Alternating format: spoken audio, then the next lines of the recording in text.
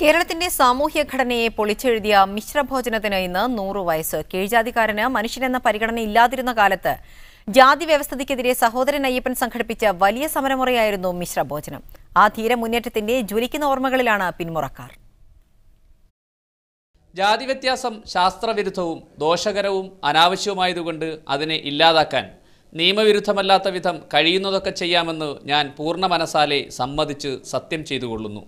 1917 May 29 വൈകിട്ട് 5 മണി എറണാകുളം ജില്ലയിലെ ചെറായി ദേശം ഈ പ്രതിജ്ഞയിൽ വിറകൊണ്ടു. കീഴ്ജാതിക്കാരന്റെ സ്വാതന്ത്ര്യം ജാതിഭ്രാന്തിൽ തളച്ചിട്ടിരുന്ന കാലം. ജാതി നശീകരണത്തിനായി താഴ്ന്ന ജാതിയിലുള്ളവർക്കൊപ്പം ഒരു പന്തിയിൽ ഒരുമിച്ചിരുന്ന് ഭക്ഷണം കഴിച്ചായിരുന്നു സഹോദരൻ അയ്യപ്പനും കൂട്ടരും സാമൂഹ്യ വിപ്ലവത്തിന് തുടക്കമിട്ടത്. ഇത് അച്ഛന് 28 വയസ്സുള്ളപ്പോഴോ അന്നാണ് ഈ പുലയനയ്യപ്പൻ എന്നൊക്കെയുള്ള വിളി. അപ്പോൾ അങ്ങനെ വിളിച്ചിരുന്നു എന്ന് ഒക്കെ പറഞ്ഞു കേട്ടിട്ടുണ്ട്. 100 വർഷങ്ങൾക്കിപ്പുറവും ജാതിവെറിയിൽ വ്യത്യാസം വന്നിട്ടില്ലെന്ന് മിശ്രഭോജനത്തിൽ പങ്കെടുത്തവരുടെ പിന്മുറക്കാർ പറയുന്നു. യാഥാസ്ഥികർക്ക് ഇത് തലവേദനയായി. അപ്പോൾ ഇവരെ മീറ്റിംഗ് കൂടുന്നിടത്ത് അവരുടെ ആളുകളെ അയച്ചിട്ട് കല്ലെറിയുക, കൂവുക, ഒച്ചുണ്ടാക്കുകയൊക്കെ ആയി. ഒരുമിച്ചിരുന്ന് ഒരുമിച്ചുണ്ടു.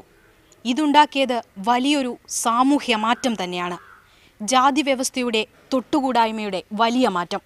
ക്യാമറ പേഴ്സൺ സിജോ സുധാകരനൊപ്പം ആതിര അഗസ്റ്റിൻ, മീഡിയ 1, കൊച്ചി.